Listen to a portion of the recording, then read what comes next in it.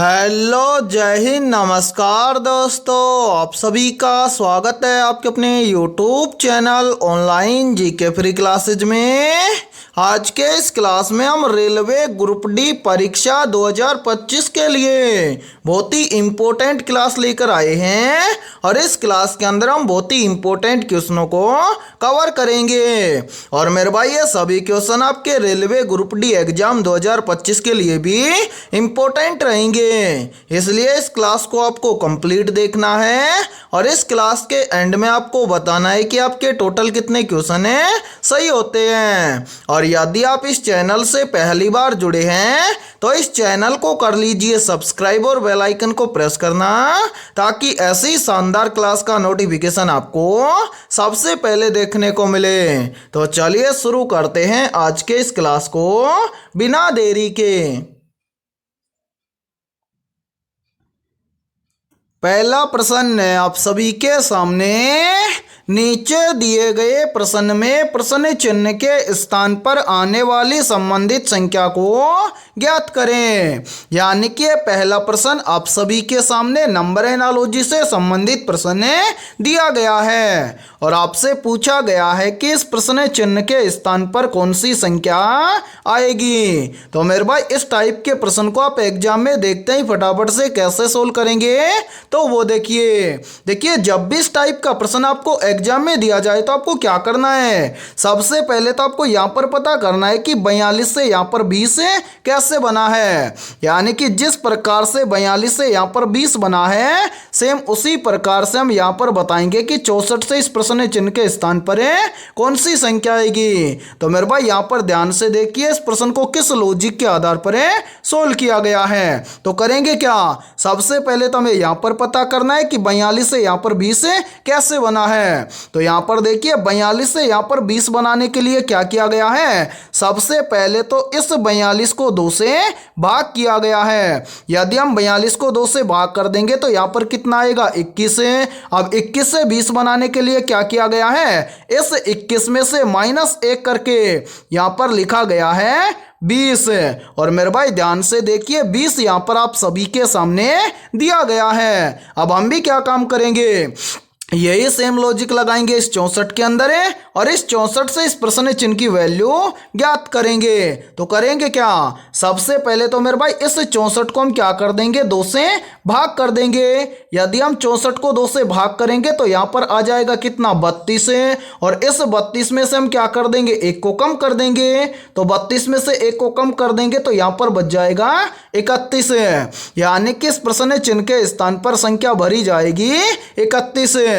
अब हमें देखना है कि संख्या 31 किसी ऑप्शन में है। तो आंसर है संख्या 31 हमें दी गई है ऑप्शन डी के अंदर है। तो पहले प्रश्न के अंदर ऑप्शन डी हो जाएगा सभी का करेक्ट आंसर है। तो उम्मीद करता हूं कि पहला प्रश्न आपको अच्छे से क्लियर हो गया होगा और जब भी इस टाइप का प्रश्न आपको एग्जाम में दिया जाएगा तो फटाफट से सोल्व कर लेंगे। ठीक है, तो चलिए फिर अगला प्रश्न देखते हैं।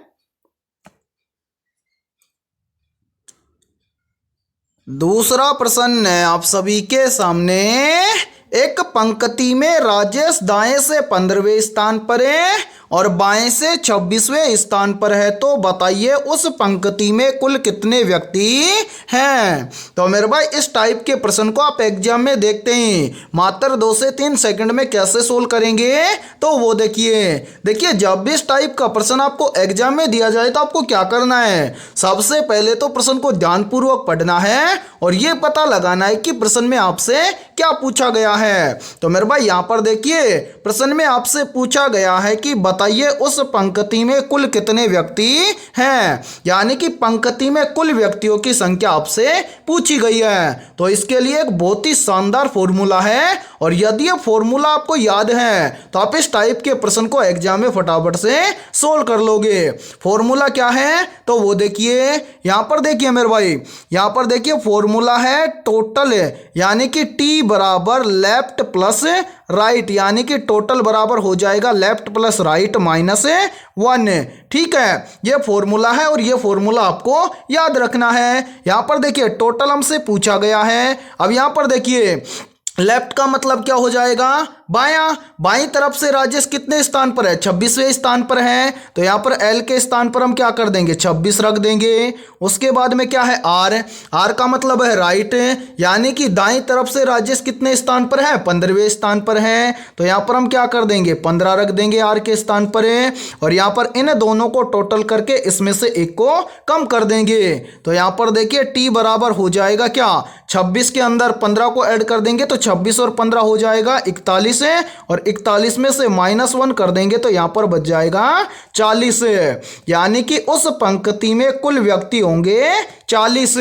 अब हमें देखना है कि 40 किसी ऑप्शन में है। तो आंसर है 40 हमें दिया गया है ऑप्शन है सी के अंदर है। तो दूसरे प्रश्न के अंदर ऑप्शन सी हो जाएगा सभी का करेक्ट आंसर है। तो उम्मीद करता हूं कि जब भी इस टाइप का प्रश्न आपको एग्जाम में दिया जाएगा तो आप फटाफट से सोल्व कर लेंगे। ठीक है, तो चलिए फिर अगला प्रश्न देखते हैं।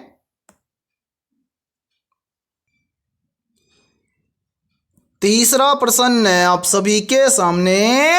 नीचे दिए गए प्रश्न में प्रश्न चिन्ह के स्थान पर आने वाली संबंधित संख्या को ज्ञात करें। यानी कि तीसरा प्रश्न आप सभी के सामने नंबर एनालॉजी से संबंधित प्रश्न दिया गया है और आपसे पूछा गया है कि जिस प्रकार से 5 का संबंध है 27 के साथ में और 8 का संबंध है 39 के साथ में, उसी प्रकार से 7 का संबंध किस संख्या के साथ में होगा। तो मेरे भाई इस प्रश्न चिन्ह की वैल्यू हम कैसे ज्ञात करेंगे? तो वो देखिए करना क्या है। सबसे पहले तो हमें यहाँ पर पता करना है कि 5 से यहाँ पर 27 कैसे बना है। फिर सेम इसी प्रकार से हमें यहाँ पर पता करना है कि 8 से यहाँ पर 39 कैसे बना है। फिर सेम इसी लॉजिक के आधार पर हम यहाँ पर ज्ञात करेंगे कि 7 से इस प्रश्न चिन्ह के स्थान पर कौन सी संख्या आएगी। तो मेरे भाई यहाँ पर ध्यान से देखिए इस प्रश्न को किस लॉजिक के आधार पर सोल्व किया गया है। तो सबसे पहले आप यहाँ पर देखिए 5 से यहाँ पर 27 बनाया गया है कैसे। तो यहाँ पर क्या किया गया है? 5 से 27 बनाने के लिए सबसे पहले तो इस 5 का किया गया है 4 के साथ में गुणा। तो यहाँ पर देखिए 5 का गुणा 4 के साथ में कर देंगे तो यहाँ पर बन जाएगा 5 चौक 20 और इस 20 के अंदर यहाँ पर +7 करके यहाँ पर लिखा गया है 27। और ध्यान से देखिए 27 यहाँ पर आप सभी के सामने दिया गया है। अब इसी प्रकार से हम क्या करेंगे? यहाँ पर पता करेंगे कि 8 से यहाँ पर 39 सेम इसी प्रकार से बना है क्या। तो करेंगे क्या? सबसे पहले तो मेरे भाई इस 8 का हम क्या करेंगे? 4 के साथ में गुणा कर देंगे। तो यहाँ पर देखिए यहाँ पर बन जाएगा 8 चौक 32 और इस 32 के अंदर भी हम क्या कर देंगे? +7 कर देंगे। तो 32 और 7 मिलकर बन जाएगा 39 और ध्यान से देखिए 39 यहाँ पर आप सभी के सामने दिया गया है। अब हम क्या काम करेंगे? यही सेम लॉजिक लगाएंगे 7 के अंदर और इस 7 से इस प्रश्न चिन्ह की वैल्यू ज्ञात करेंगे। तो करेंगे क्या?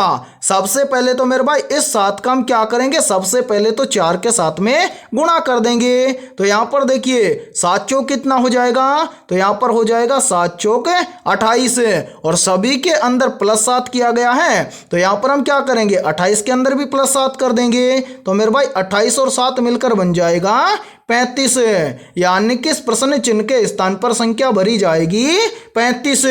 अब हमें देखना है कि संख्या 35 किसी ऑप्शन में है। तो आंसर है संख्या 35 हमें दी गई है ऑप्शन डी के अंदर है। तो तीसरे प्रश्न के अंदर ऑप्शन डी हो जाएगा सभी का करेक्ट आंसर है। तो उम्मीद करता हूं कि तीसरा प्रश्न भी आपको अच्छे से क्लियर हो गया होगा और जब भी इस टाइप का प्रश्न आपको एग्जाम में दिया जाएगा तो आप फटाफट से सोल्व कर लेंगे। और इसी के साथ में देखिए आप सभी के लिए बहुत ही इंपॉर्टेंट सूचना है। यदि आप पहली बार के अंदर रेलवे ग्रुप डी एग्जाम 2025 को क्रैक करना चाहते हैं तो हमने आपके रेलवे ग्रुप डी एग्जाम 2025 के लिए जीके, जीएस, साइंस, मैथमेटिक्स और रीजनिंग यानी कि कंप्लीट सिलेबस के आधार पर हमने मोस्ट इंपोर्टेंट 21,000 प्लस क्वेश्चनों का पीडीएफ सेट तैयार किया है। यदि आप ये 21,000 प्लस मोस्ट इंपोर्टेंट क्वेश्चनों का पीडीएफ सेट लेना चाहते हैं तो आप हमारे इस व्हाट्सएप नंबर पर कांटेक्ट करके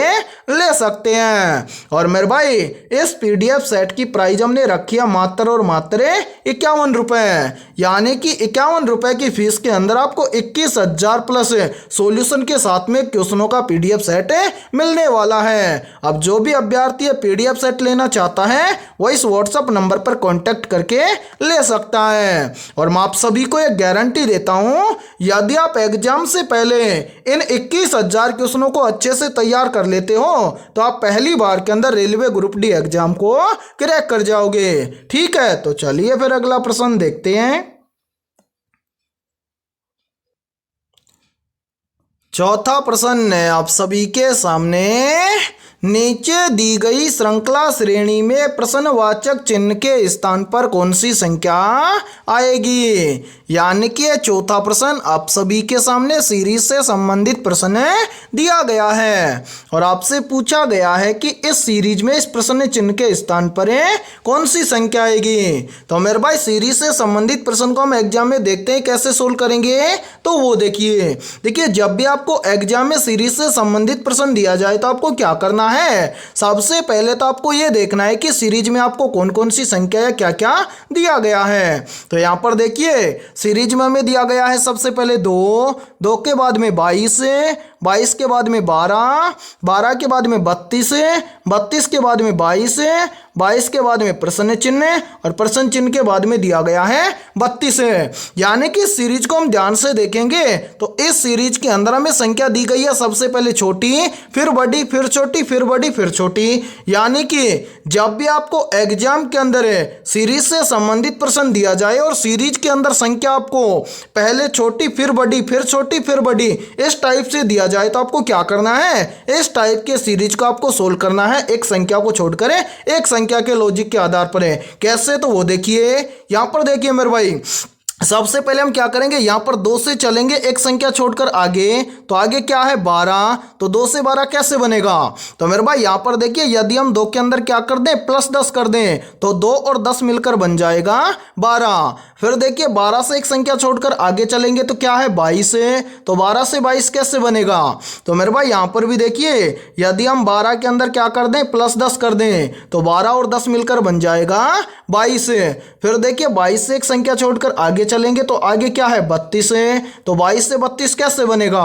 तो मेरे भाई यहां पर भी देखिए यदि हम 22 के अंदर क्या कर दें प्लस 10 कर दें तो 22 और 10 मिलकर बन जाएगा 32।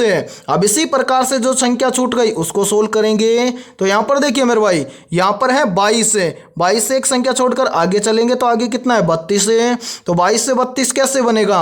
तो यहां पर देखिए यदि हम 22 के अंदर क्या कर दें प्लस 10 कर दें तो 22 और 10 मिलकर बन जाएगा 32। अब इसी प्रकार से हमसे पूछा गया है कि 32 से इस प्रश्न चिन्ह के स्थान पर कौन सी संख्या आएगी। तो मेरे भाई इस प्रश्न चिन्ह की वैल्यू ज्ञात करने से पहले आपको क्या करना है, यहां पर नीचे जो संख्या है इन सभी संख्याओं को ध्यान से देखना है और पता लगाना है कि यहां पर क्या हुआ है। तो मेरे भाई यहां पर देखिए यहां पर सबसे पहले सभी के अंदर क्या हो रहा है प्लस 10 हो रहा है। इसी प्रकार से यहां पर देखिए 22 से 32 लाने के लिए क्या किया गया है, यहां पर प्लस 10 किया गया है। इसी प्रकार से हम क्या करेंगे 32 से इस प्रश्न चिन्ह की वैल्यू लाने के लिए इस 32 के अंदर हम क्या कर देंगे प्लस 10 कर देंगे। तो यहां पर देखिए 32 के अंदर प्लस 10 कर देंगे तो 32 और 10 मिलकर बन जाएगा 42। यानी कि इस प्रश्न चिन्ह के स्थान पर संख्या भरी जाएगी 42। अब हमें देखना है कि संख्या 42 किसी ऑप्शन में है। तो आंसर है संख्या 42 हमें दी गई है ऑप्शन डी के अंदर है। तो चौथे प्रश्न के अंदर ऑप्शन डी हो जाएगा सभी का करेक्ट आंसर है। तो उम्मीद करता हूं कि चौथा प्रश्न आपको अच्छे से क्लियर हो गया होगा और जब भी इस टाइप का प्रश्न आपको एग्जाम में दिया जाएगा तो फटाफट से सोल्व कर लेंगे। ठीक है, तो चलिए फिर अगला प्रश्न देखते हैं। पांचवा प्रश्न है आप सभी के सामने, नीचे दिए गए प्रश्न में प्रश्न चिन्ह के स्थान पर आने वाली संबंधित संख्या को ज्ञात करें। यानी कि यहाँ पर आपसे पूछा गया है कि इस प्रश्न चिन्ह के स्थान पर कौन सी संख्या आएगी। तो मेरे भाई यहाँ पर ध्यान से देखिए इस प्रश्न चिन्ह की वैल्यू ज्ञात कैसे करेंगे। तो सबसे पहले हमें क्या करना है, सबसे पहले तो हमें यहाँ पर पता करना है कि 7 से यहाँ पर 46 कैसे बना है। यानी कि यहाँ पर देखेंगे कि 7 से यहाँ पर 46 कैसे बना है। फिर इसी प्रकार से हम यहाँ पर पता करेंगे कि 11 से यहाँ पर 118 कैसे बना है। फिर सेम इसी प्रकार से हम क्या करेंगे, इस प्रश्न चिन्ह की वैल्यू ज्ञात करेंगे। तो मेरे भाई यहाँ पर ध्यान से देखिए इस प्रश्न को कैसे सोल्व किया गया है। तो वो देखिए यहाँ पर देखिए 7 से यहाँ पर 46 बनाने के लिए क्या किया गया है, सबसे पहले इस 7 का किया गया है स्क्वायर। तो 7 का स्क्वायर कितना होता है, तो मेरे भाई 7 का स्क्वायर होता है 49। अब 49 से 46 बनाने के लिए क्या किया गया है, इस 49 में से -3 किया गया है। तो 49 में से -3 कर देंगे तो यहाँ पर बच जाएगा 46 और यहाँ पर देखिए 46 आप सभी के सामने दिया गया है। अब इसी प्रकार से हम क्या करेंगे, यहाँ पर पता करेंगे कि 11 से यहाँ पर 118 कैसे बना है या फिर इसी प्रकार से बना है क्या। तो करेंगे क्या, सबसे पहले तो इस 11 का करेंगे स्क्वायर। 11 का स्क्वायर कितना होता है, तो मेरे भाई 11 का स्क्वायर होता है 121। और देखिए यदि हम 121 में से क्या करें, -3 कर दें तो यहाँ पर बच जाएगा 118। और ध्यान से देखिए 118 यहाँ पर आप सभी के सामने दिया गया है। अब इसी प्रकार से हमें क्या करना है, इस प्रश्न चिन्ह की वैल्यू ज्ञात करनी है। यानी कि इस प्रश्न चिन्ह के स्थान पर हम कौन सी संख्या रखें कि उस संख्या का हम सबसे पहले तो स्क्वायर कर दें और जो संख्या है उसमें से -3 करने पर यहाँ पर 78 बन जाए। तो मेरे भाई यहाँ पर ध्यान से देखिए यदि हम इस प्रश्न चिन्ह के स्थान पर संख्या 9 रख दें तो यहाँ पर देखिए यदि हम क्या करें, 9 का पहले स्क्वायर करें। 9 का स्क्वायर कितना होता है, तो मेरे भाई 9 का स्क्वायर होता है 81। और यहाँ पर देखिए यदि हम 81 में से -3 कर देंगे तो यहाँ पर कितना बच जाएगा, तो यहाँ पर देखिए 81 में से -3 कर देंगे तो यहाँ पर बच जाएगा 18। यानी कि इस प्रश्न चिन्ह के स्थान पर संख्या भरी जाएगी 9 और 9 हमें दिया गया है ऑप्शन सी के अंदर है। तो पांचवें प्रश्न के अंदर ऑप्शन सी हो जाएगा सभी का करेक्ट आंसर है। तो उम्मीद करता हूं कि पांचवा प्रश्न भी आपको अच्छे से क्लियर हो गया होगा। और जब भी इस टाइप का प्रश्न आपको एग्जाम में दिया जाएगा तो आप फटाफट से सोल्व कर लेंगे। ठीक है, तो चलिए फिर अगला प्रश्न देखते हैं। छठा प्रश्न है आप सभी के सामने, भारत में सबसे अधिक शहद उत्पादन करने वाला राज्य कौन सा है। ऑप्शन ए पंजाब राज्य है, ऑप्शन बी है उत्तर प्रदेश राज्य है, ऑप्शन सी है हिमाचल प्रदेश राज्य है और ऑप्शन डी है राजस्थान राज्य है। तो जल्दी से बताइए इन चारों में से करेक्ट आंसर है क्या होगा। आपसे पूछा गया है कि भारत में सबसे अधिक शहद उत्पादन करने वाला राज्य कौन सा है। तो यहाँ पर देखिए इन चारों में से करेक्ट आंसर हो जाएगा सभी का ऑप्शन है बी, यानी कि भारत में सबसे अधिक शहद उत्पादन करने वाला राज्य है उत्तर प्रदेश। तो छठे प्रश्न के अंदर करेक्ट आंसर हो जाएगा सभी का ऑप्शन है बी। तो चलिए फिर अगला प्रश्न देखते हैं। सातवां प्रश्न है आप सभी के सामने, जलवायु परिवर्तन पर अंतर्राष्ट्रीय सम्मेलन पेरिस समझौता किस वर्ष हुआ था। ऑप्शन ए वर्ष 2015 में, ऑप्शन बी है वर्ष 2016 में, ऑप्शन सी है वर्ष 2017 में और ऑप्शन डी है वर्ष 2018 में। तो यहाँ पर देखिए इन चारों में से करेक्ट आंसर हो जाएगा सभी का ऑप्शन है ए, यानी कि जलवायु परिवर्तन पर अंतर्राष्ट्रीय सम्मेलन पेरिस समझौता हुआ था वर्ष 2015 में। तो सातवें प्रश्न के अंदर करेक्ट आंसर हो जाएगा सभी का ऑप्शन है ए। और मेरे भाई वेरी वेरी इंपॉर्टेंट प्रश्न है ये, चाहे तो आप इस प्रश्न का स्क्रीनशॉट ले सकते हैं या फिर आप इस प्रश्न को अपनी नोटबुक के अंदर आप नोट भी कर सकते हैं। ठीक है, तो चलिए फिर अगला प्रश्न देखते हैं। आठवां प्रश्न है आप सभी के सामने, किसी वस्तु की चाल में परिवर्तन करने के लिए किसकी आवश्यकता होती है। ऑप्शन ए बल की, ऑप्शन बी है घर्षण की, ऑप्शन सी है तापमान की और ऑप्शन डी है दाब की। तो यहाँ पर देखिए इन चारों में से करेक्ट आंसर हो जाएगा सभी का ऑप्शन है ए, यानी कि किसी वस्तु की चाल में परिवर्तन करने के लिए बल की आवश्यकता होती है। तो आठवें प्रश्न के अंदर करेक्ट आंसर हो जाएगा सभी का ऑप्शन है ए। तो चलिए फिर अगला प्रश्न देखते हैं।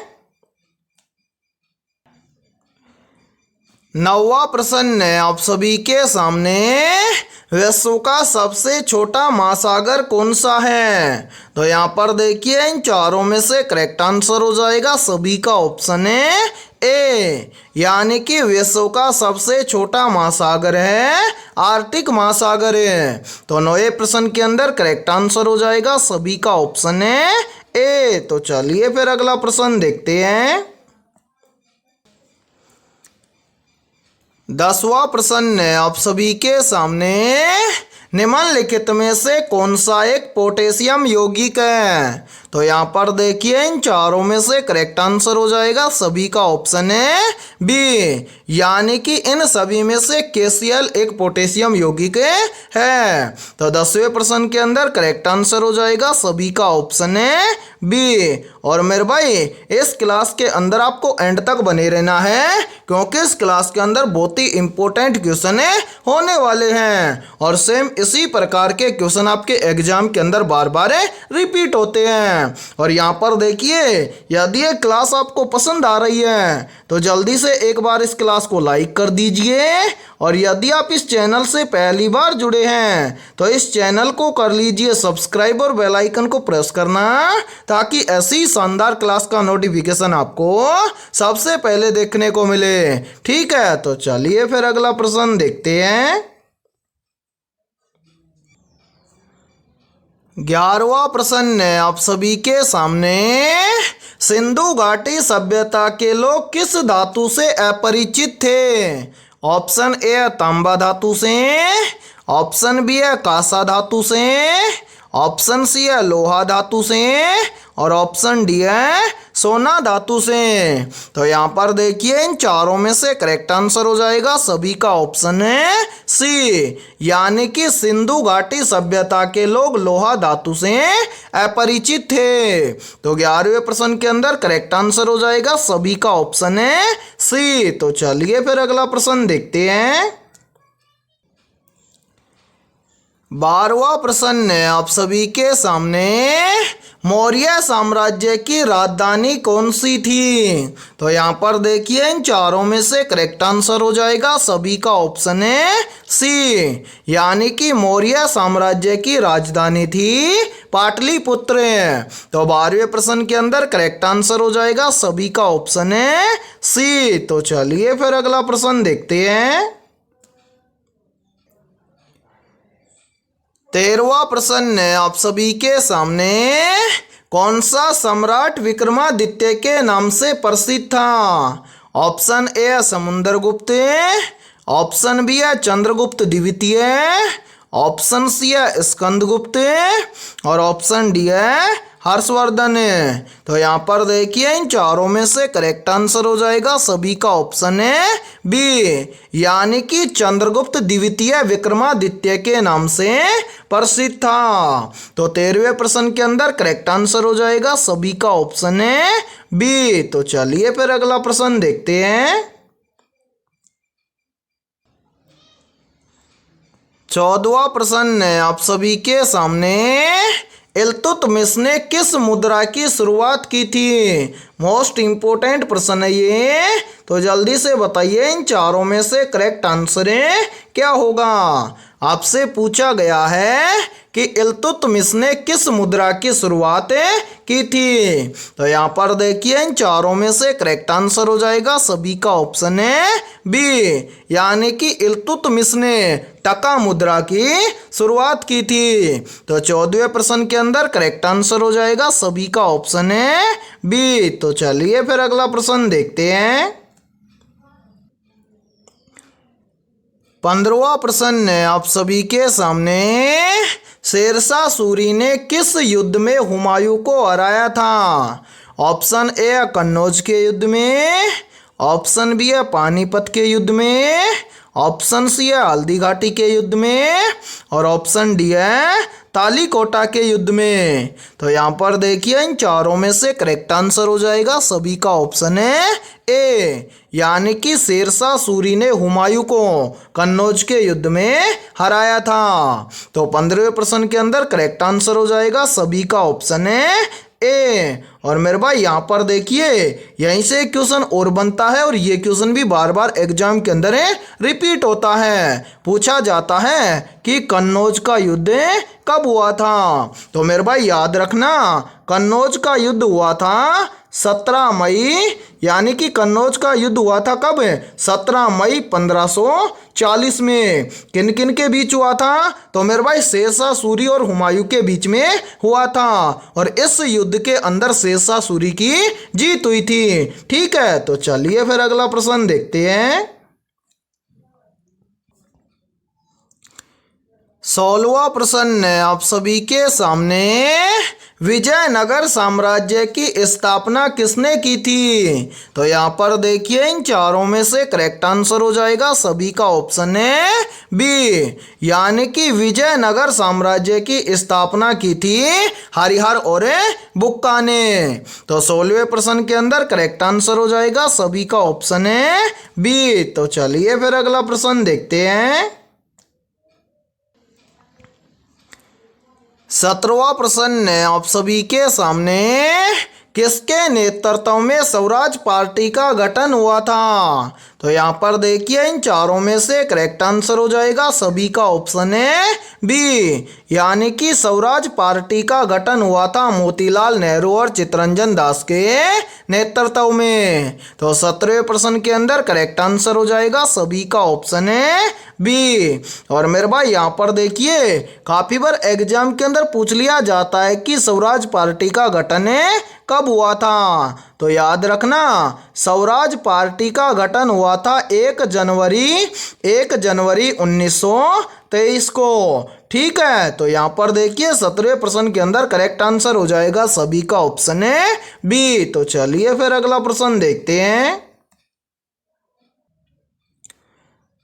18वां प्रश्न आप सभी के सामने, दूसरा गोलमेज सम्मेलन कब हुआ था? ऑप्शन ए 1930 में, ऑप्शन बी है 1931 में, ऑप्शन सी है 1932 में और ऑप्शन डी है 1935 में। तो जल्दी से बताइए इन चारों में से करेक्ट आंसर क्या होगा। आपसे पूछा गया है कि दूसरा गोलमेज सम्मेलन कब हुआ था। तो यहाँ पर देखिए इन चारों में से करेक्ट आंसर हो जाएगा सभी का ऑप्शन है बी, यानी कि वर्ष 1931 में दूसरा गोलमेज सम्मेलन हुआ था। तो 18वें प्रश्न के अंदर करेक्ट आंसर हो जाएगा सभी का ऑप्शन है बी। तो चलिए फिर अगला प्रश्न देखते हैं। 19वां प्रश्न आप सभी के सामने, स्वतंत्रता संग्राम के दौरान इंकलाब जिंदाबाद का नारा किसने दिया था? तो जल्दी से बताइए इन चारों में से करेक्ट आंसर क्या होगा। आपसे पूछा गया है कि स्वतंत्रता संग्राम के दौरान इंकलाब जिंदाबाद का नारा किसने दिया था। तो यहाँ पर देखिए इन चारों में से करेक्ट आंसर हो जाएगा सभी का ऑप्शन है बी, यानी कि स्वतंत्रता संग्राम के दौरान इंकलाब जिंदाबाद का नारा दिया था भगत सिंह ने। तो 19वें प्रश्न के अंदर करेक्ट आंसर हो जाएगा सभी का ऑप्शन है बी। और मेरे भाई यहाँ पर देखिए आप सभी के लिए बहुत ही इंपॉर्टेंट सूचना है। यदि आप पहली बार के अंदर रेलवे ग्रुप डी एग्जाम 2025 को क्रैक करना चाहते हैं तो हमने आपके रेलवे ग्रुप डी एग्जाम 2025 के लिए ऑल सब्जेक्ट के ऊपर मोस्ट इंपोर्टेंट 21,000 प्लस क्वेश्चनों का पीडीएफ सेट तैयार किया है और ये सभी क्वेश्चन आपको सॉल्यूशन के साथ में मिलने वाले हैं। यदि आप ये पीडीएफ सेट लेना चाहते हैं तो आप हमारे इस व्हाट्सएप नंबर पर कांटेक्ट करके ले सकते हैं। व्हाट्सएप नंबर है 7374826893। ये हमारा व्हाट्सएप नंबर है। इस व्हाट्सएप नंबर पर आप कांटेक्ट करके इस पीडीएफ सेट को ले सकते हैं। और मेरे भाई इस पीडीएफ सेट की प्राइस हमने रखी है मात्र और मात्र 51 रुपये, यानी कि 51 रुपये की फीस के अंदर आपको 21,000 प्लस मोस्ट इंपोर्टेंट क्वेश्चनों का पीडीएफ सेट दिया जाएगा। और मैं आप सभी को एक गारंटी देता हूं, यदि आप एग्जाम से पहले इन 21,000 क्वेश्चनों को अच्छे से तैयार कर लेते हो तो आप पहली बार के अंदर रेलवे ग्रुप डी एग्जाम 2025 को क्रैक कर जाओगे। क्योंकि मेरे भाई इन सभी क्वेश्चनों को हमने सॉल्यूशन के साथ में तैयार किया है। तो जल्दी से जाइए और इस व्हाट्सएप नंबर पर आप कांटेक्ट करके बिना देरी के इस पीडीएफ सेट को ले लीजिए और अपनी तैयारी को एग्जाम से पहले मजबूत बना लीजिए। ठीक है, तो चलिए फिर अगला प्रश्न देखते हैं। 20वां प्रश्न है आप सभी के सामने।